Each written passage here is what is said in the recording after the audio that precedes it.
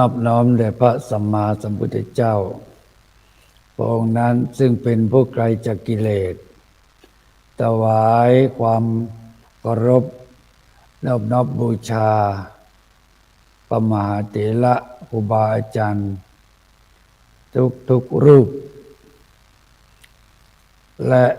ถวายความนับถือท่านอาจารย์ดำรงครูโสพลปริยัติผู้ดำเนินรายการธรรมรับอรุณในวันนี้และธรรมสวัสดีญาติโยมท่านสาธุชนท่านผู้มีเกียรติทุกท่านที่เปิดเครื่องรับฟัง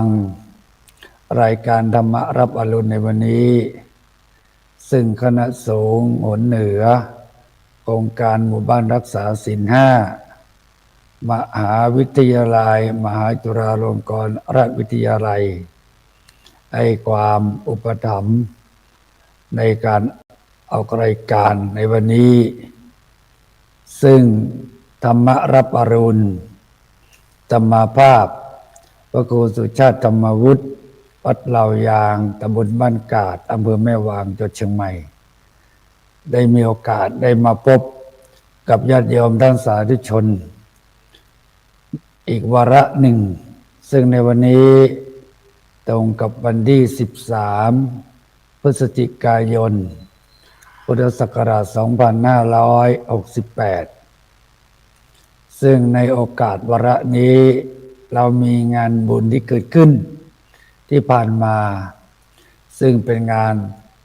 ประเพณีลอยกฐงได้ผ่านพ้นไปแล้วงานกฐิน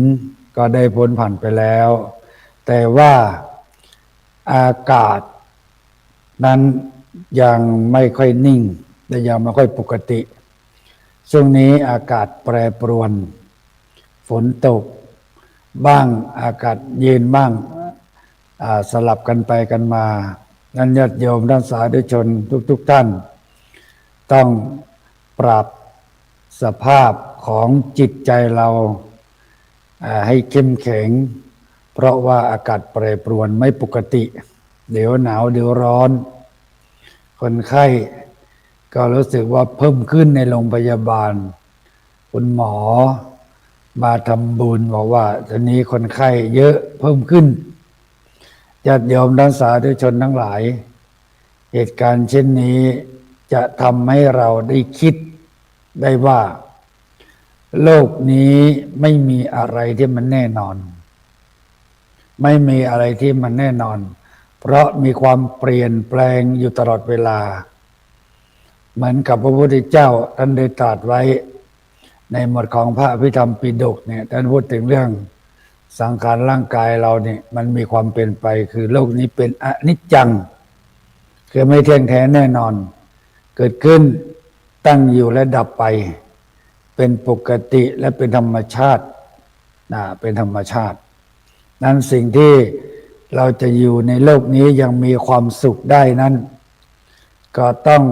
ดำเนินชีวิตตามหลักธรรมของพระสัมมาสัมพุทธเจ้าชีวิตเราจะมีความสุขนั้นต้องมีหลักจะเป็นพระสงฆ์หรือจะเป็นฆราวาสญาติโยมจะเป็นผู้บริหารระดับไหนก็ต้องมีหลักต้องมีธรรมะประจำใจจะต้องมีธรรมะเป็นหลักการปฏิบัติเพื่อที่จะมีที่ยึดเหนี่ยวทางด้านจิตใจเพราะในโลกของปัจจุบันนี้โดยเฉพาะบ้านเราเมืองเรานั้นก็มีความเปลี่ยนแปลงอยู่ตลอดเวลาตอนนี้การงานของคณะสงฆ์ภาค7จึงมีเชียงใหม่ลำพูนแม่ฮ่องสอนก็ประสงค์สามเณรที่ศึกษาทั้งปริยัติภาษาบาลีก็กระทำเปิดอบรมการเรียนการสอนอยู่ที่วัดไอสปัญญูซึ่งการนำโดยพระเดชพระคุณท่านเจ้าคุณพระราชรัชมุนีรองเจ้าคณะจังหวัดเชียงใหม่วัดสวนดอกพระอารามหลวงท่านเป็นประธานดำเนินการอบรมและสอนติวเข้มภาษาบาลีทั้ง3จังหวัด ญาติโยมท่านสาธุชนท่านใดอยากจะทำบุญและสร้างกุศลบารมีในการอุปถัมภ์ผู้ศึกษา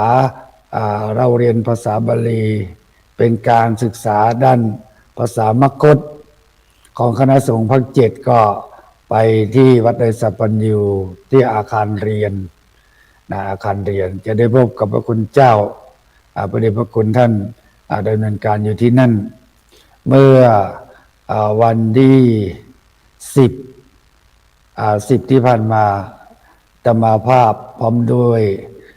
พระสงฆ์สมณเณรสถาญาติโยมวัดเหล่ายางก็ได้ไปถวายเอาน้ำไปถวายอยู่500 ขวด500 แพ็คเอาน้ำไปถวายพระสงฆ์สมณเณรที่ศึกษาภาษาบาลีอยู่ที่นั่นก็เป็นการช่วยสนับสนุนส่งเสริมให้ศึกษาเราเรียนภาษามคธภาษาของพระพุทธเจ้าเป็นการส่งเสริมเป็นการให้นั้นถ้าเราจิตเรามีที่ยึดมั่นตั้งมั่นในสัจธรรมความจริงของพระสัมมาสัมพุทธเจ้าท่านบอกว่าโลกนี้จะอยู่เย็นเป็นสุขจะเจริญรุ่งเรืองได้ก็โดยอาศัยหลักธรรมในทางพระพุทธศาสนาซึ่งพระพุทธเจ้าพระองค์ได้ตรัสว่าโลกนี้จะอยู่เย็นเป็นสุขได้นั้นต้องมีหลักธรรมก็เรียกว่าธรรมเป็นโลกบาลคือธรรมที่คุ้มครองโลกโลกนั้นต้องมีธรรมจะขาดธรรมไม่ได้ถ้าโลกเราขาดธรรมเนี่ยวุ่นวายทันทีมีการเกิดความเสื่อมสลายไปถ้าโลกนี้ขาดธรรมนั้นท่านผู้รู้ครูบาอาจารย์ท่านได้ให้ข้อคิดไว้เป็นหลักการแนวทางปฏิบัติว่าลูกขาดธรรมพ่อแม่ก็ช้ำจิตเป็นลูกศิษย์ขาดธรรมครูบาอาจารย์ก็ช้ำใจโลกนี้ขาดธรรมบอบช้ำทั้งแผ่นดินนั้นแผ่นดินนี้มันจะลุกเป็นไฟเนี่ยมันโลกมันขาดธรรมเพราะว่าสภาพจิตของคนนั้นเร่าร้อนเร่าร้อนไฟเนี่ยที่มันเผาใจคนเนี่ยถ้าคนเราถ้าเอาโลภะโทสะโมหะเนี่ยไฟ3 กองเนี่ยไปสุมอยู่ในหัวใจเนี่ยเผาเราเนี่ยไม่ว่าจะเป็นใครก็ตามจะเป็นพระสงฆ์องค์ข้าเจ้าจะเป็นญาติโยมทั้งสาธุชนอยู่ระดับไหนเป็นผู้บริหารบ้านเมืองก็ตามถ้าไฟกองที่1โลภะเนี่ยมันได้ครอบงำจิตใจเราทำให้จิตใจเราเร่าร้อนเนี่ยมันจะทำให้คนนั้นอยู่ไม่เป็นหลักเป็นแหล่งไม่เป็นที่เพราะโลภะความโลภเพราะความโลภของคนเนี่ยมันจะทำให้ไปอยู่ที่ไหนจะที่นั่นพังทลายหมดอยู่ที่ไหนเมืองไหนก็เมืองนั้นก็จะล่มจมหมดไปอยู่ที่ไหนเนี่ยถ้ามันขาดหลักธรรมข้อนี้บ้านเมืองเราก็ไม่อยู่เป็นสุขบ้านจะเป็นความสุขไปไม่ได้เพราะว่าความโลภเนี่ยมันครอบงำแล้วจะทำให้จิตใจของคนพวกนั้นเศร้าหมองด้วยเพราะว่าโลภะคือความโลภมันครอบงำจิตใจจะทำให้จิตใจเราเศร้าหมองกองที่2คือโทสะโทสะความโกรธความโกรธความแค้นเนี่ยมันจะทำให้จิตใจเราไม่ปกติบุคคลที่อยู่รอบข้างรอบตัวเราก็ได้รับอานิสงส์ผลของโทสะด้วยโทสะเป็นอกุศลธรรมที่จะทำให้บุคคลเหล่านั้นไม่สำเร็จทั้งหน้าที่การงานอะไรต่างๆจะเป็นพระสงฆ์สมณเณรจะเป็นนักบริหารนักธุรกิจฆราวาสญาติโยมเนี่ยจะเป็นผู้นำในชุมชนก็ตามถ้าโทสะครอบงำแล้วเราไปไม่ได้อยู่ไม่ได้อยู่ไม่เป็นสุขนั้นโทสะถือว่าเป็นอกุศลธรรมที่ทำให้เราไม่สำเร็จในประโยชน์ในสิ่งที่เราพึงปรารถนาเราจะไปไม่ได้โทสะเนี่ยร้ายกาจมากแล้วประการที่3คือโมหะความหลง แต่ความหลงเนี่ยพระพุทธศาสนาจะล่มจมประเทศชาติจะล่มจมเดือดร้อนเสียหายก็เพราะว่าโมหะเนี่ยความหลงและความหลงเนี่ยสำคัญมากท่านบอกว่าวัดจะพางเมืองจะล้างสุขจังศูนย์ความอาดูลจะคับแขนจากแผ่นที่เมืองจะถูกภัยทุกรอบครอบธานีสิทธิเสรีจะไม่มีเมื่อเราขาดธรรมเนี่ยขาดธรรมไม่ได้โมหะความหลงเนี่ยมันทำให้เสียหายตั้งแต่ตัวผู้อยู่ในความหลงมันเป็นวัฏฏะที่วนเวียนอยู่นั้นโลกของเราเนี่ยที่ไม่น่าอยู่เนี่ยที่เราเป็นทุกข์อยู่ทุกวันเนี่ยมันมีอยู่สองอย่างคือหนึ่งคือความรักสองคือความเกลียดเนี่ยความรักนี่คือความหลงท่านบอกว่าหลงตนลืมตายหลงกายลืมแก่หลงภรรยาสามีลืมพ่อลืมแม่หลงยาบ้าฝิ่นกัญชากระแท้ลืมศีลลืมธรรมคนเราลืมหมดเลยไม่รู้จักนี่คือพระสงฆ์นะนี่ครูบาอาจารย์นี่คุณพ่อคุณแม่นี่ปู่ย่าตาทวดมันลืมหมดเลยเพราะอวิชชาเนี่ยมันไปครอบงำจิตใจอยู่ในภาวะที่ความหลงบางครั้งหลงจนลืมตัวเองจนทำให้พระพุทธศาสนาเสียหายหลงจนลืมประเทศชาติล่มจมเดือดร้อนอันนี้คือความหลงนะความหลงนั้นความหลงเนี่ยเป็นสิ่งที่ทำให้ชีวิตคนนั้นตกต่ำลืมมันจะลืมทุกอย่างเลยแม้แต่ลืมความดีทุกอย่างเลยลืมไปหมดเข้าใจว่าเราเนี่ยเป็นผู้ที่ใหญ่ที่สุดในโลกเหมือนกับประเทศสหรัฐอเมริกาที่ผ่านมาฮิตเลอร์ทำให้ประเทศอเมริกาเนี่ยเดือดร้อนบ้าอันนี้คือมันขาดธรรมนะโลกมันขาดธรรมแต่เราน้อม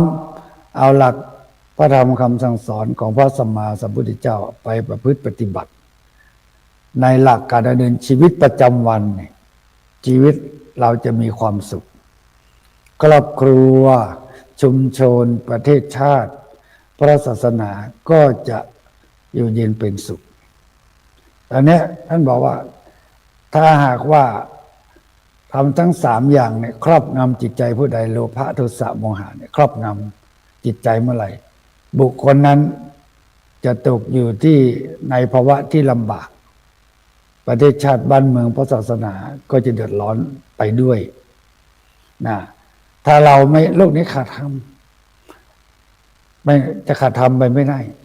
เพราะหลักการปฏิบัติที่พระพุทธเจ้าตรัสไว้ว่าสิ่งที่เราอาศัยอยู่ประเทศชาติพระศาสนาแผ่นดินเนี้ยที่เราอาศัยอยู่นั้นพระเจ้าบอกว่าก็เราถ้าหากว่าตั้งอยู่ในหลักของความกตัญญูกตเวทิตาธรรมอย่างเดียวเท่านั้น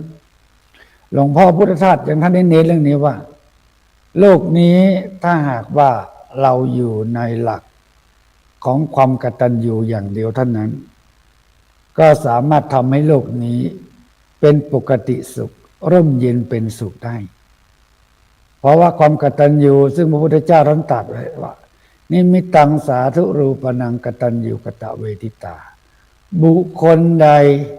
รู้จักบุญคุณของสิ่งที่มีคุณน้ำมีคุณไฟมีคุณฝนมีคุณ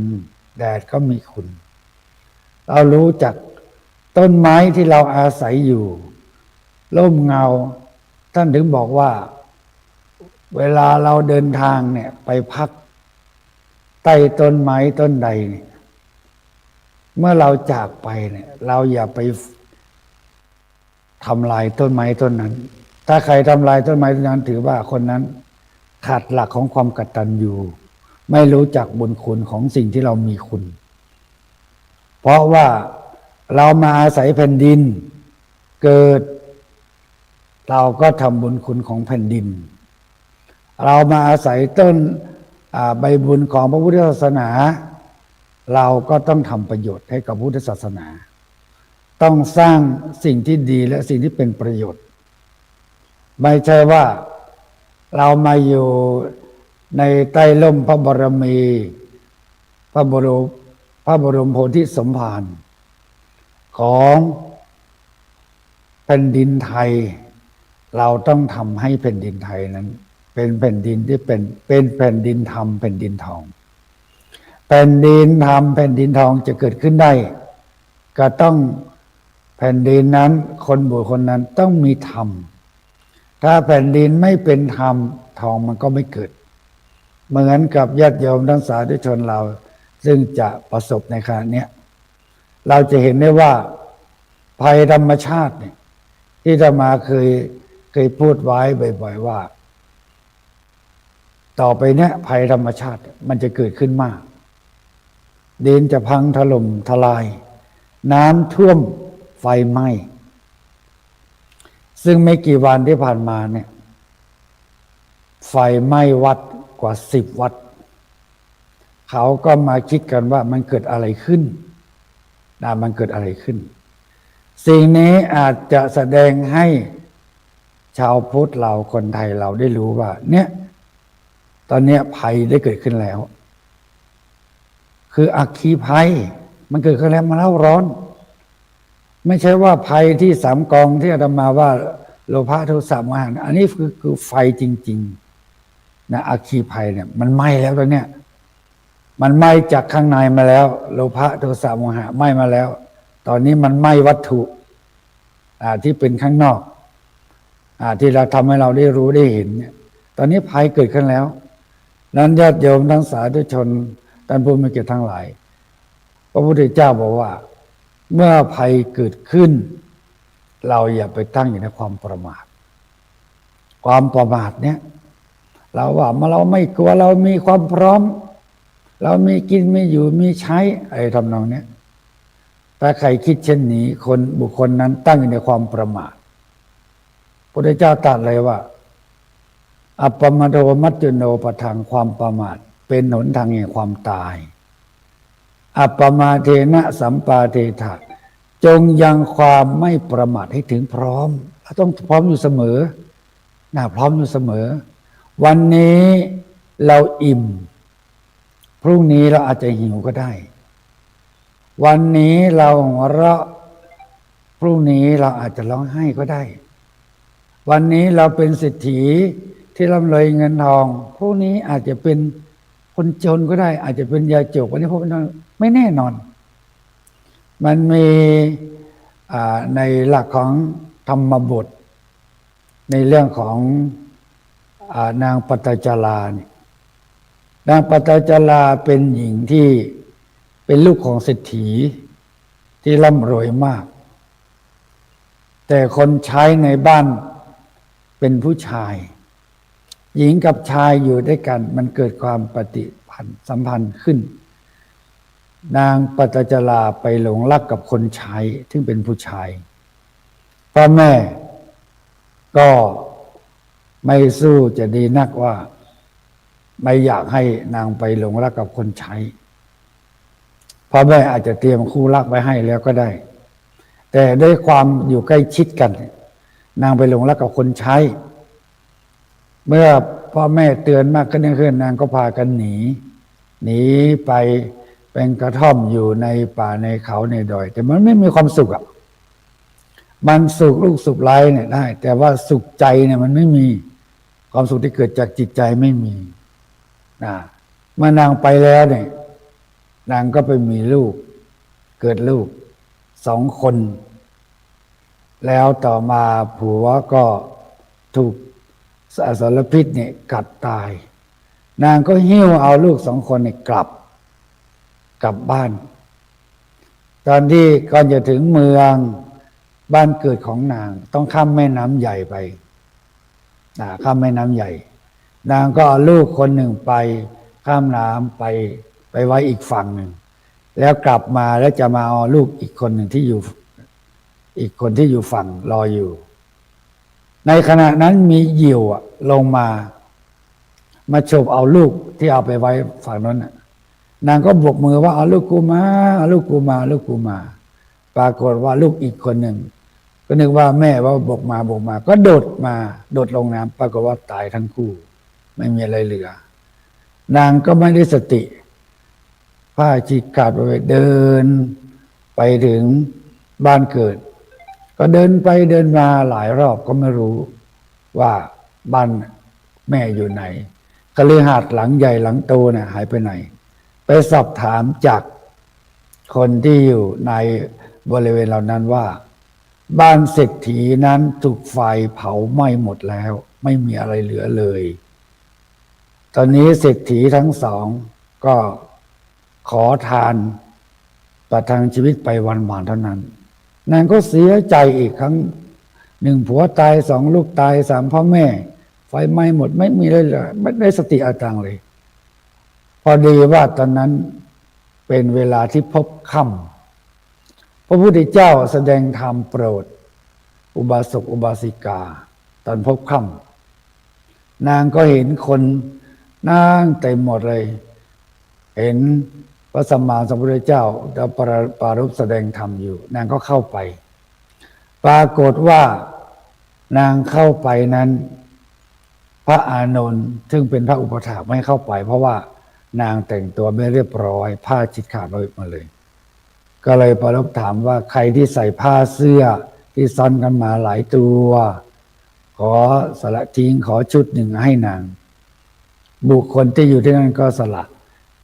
ให้แล้วให้นางใส่แล้วก็เข้ามากราบพระสัมมาสัมพุทธเจ้าพระพุทธเจ้าท่านก็ตรัสว่าปัตตาจลาเธอจงได้สติเดี๋ยวนี้นะแค่พูดแค่นี้นางก็ได้สติฟื้นขึ้นมานางก็เข้าใจ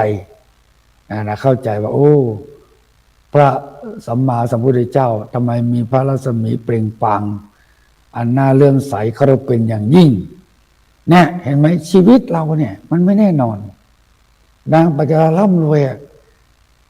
กินทั้งชีวิตก็ไม่หมดเห็นไหมชีวิตเนี่ยมันเราประมาทไม่ได้นะชีวิตเราประมาทไม่ได้นั้นความประมาทเนี่ยเขาบอกว่าการทำดีมีได้ทุกโอกาสแต่ความประมาททำให้เราพลาดจากความดีอันนี้เป็นหลักที่สำคัญอย่างยิ่งนั้นเราเป็นใครก็ตามถ้าเราอยู่ดีมีสุขบ้างมีสีสุขเราอย่าไปทะนงตนว่าเราดีแล้วพร้อมแล้วอะไรทำนองเหล่านี้อันนี้พอบุคคลที่พูดเช่นนี้คือบุคคลที่ตั้งในความประมาทความประมาททำให้เราพลาดจากความดีเลยทางนี้เราจะได้บำเพ็ญตนสร้างบารมีคือฐานะบารมีศีลบารมีนี่ขมะบารมีเราไม่ได้ทำก็เราหมดโอกาสคือเราพลาดจากความดีไปเราจะไม่ได้สิ่งที่ดีที่งามเลยนั้นญาติโยมท่านสาธุชนท่านผู้มีเกียรติทุกท่านสิ่งหนึ่งที่อาตมาเคยศึกษาเคยเล่าเรียนมาอยู่ที่วัดพระสิงห์วรมหาวิหารโรงเรียนธรรมราชศึกษาอาตมาได้ไปอ่านข้อคิดอย่างหนึ่งที่พอดีพระคุณหลวงปู่พระอุบลีคุณูปมาจารย์หลวงปู่ฟูเนี่ยท่านได้เขียนไว้ท่านได้บอกไว้ท่านได้ให้ข้อคิดกับลูกพระลูกเนนที่ศึกษาเราเรียนทั้งปริยัติปฏิบัติปฏิเวกอยู่ที่นั่นท่านได้เขียนท่านได้บอกไว้ว่าท่านบอกเป็นข้อคิดที่น่าฟังมากท่านบอกว่าบวชให้เป็นสีแก่พระศาสนาเมื่อลาสิกขาจะไม่ได้เป็นอนาถาของสังคมอันนี้น่าคิดมากหลักธรรมเนี่ยอาตมาท่องขึ้นใจเลยท่องขึ้นใจจนถึงปัจจุบันเนี่ยก็แนะนำเอาหลักธรรมเนี่ยไปให้ไปบอกไปกล่าวต่อให้ลูกพระหลานเนนเราที่ได้ศึกษาที่บทมาในพุทธศาสนานั้นเนี่ยให้ดำเนินตามหลักนี้เราอย่าไปประมาทไม่ได้เราต้องเดินตามหลักของมรรคมรรคแปลว่าหนทางแนวคิดแนวทางในการศึกษาปฏิบัติที่จะทำให้เราได้พ้นจากความทุกข์และเราจะอยู่ในโลกนี้อย่างมีความสุขและเป็นผู้ปกติสุขนั้นญาติโยมทั้งสาธุชนเราทั้งหลายในช่วงระหว่างนี้อากาศของบ้านเราเมืองเราเนี่ยมันก็จะมีการเปลี่ยนแปลงเดี๋ยวฝนตกเดี๋ยวแดดออกเดี๋ยวก็หนาวเดี๋ยวก็ร้อนมันเปลี่ยนไปตลอดเวลานั้นเราต้องเตรียมตัวให้พร้อมและทำจิตใจเราให้เบิกบานแต่ข้อสำคัญอยู่อย่างหนึ่งเราอย่าไปลืมการไหว้พระสวดมนต์การไหว้พระสวดมนต์ทำให้จิตเรามีที่ยึดมั่น ถ้าจิตเราไม่ตั้งมั่นไม่ยึดมั่นไม่มีที่ยึดเราก็จะกระสับกระส่ายเพราะจะทำกิจการงานใดเนี่ยมันก็ไม่สำเร็จเพราะจิตเราไม่มีที่ยึดมั่นนั่นขอฝากหลักธรรมข้อคิดให้กับญาติโยมทั้งสาธุชนท่านผู้มีเกียรติทุกท่านในการรายการธรรมรับอรุณในวันนี้ขอให้ทุกท่านได้มีความสุขสวัสดิ์วิพัฒนมงคลสมบูรณ์ผลผลอันพึงปรารถนาแม้นว่ามุ่งมาตรปรารถนาสิ่งหนึ่งประการใดที่ชอบประกอบด้วยธรรมสัมมาปฏิบัติขอให้ทุกท่านจงสำเร็จดังปรารถนาทุกประการด้วยเถิด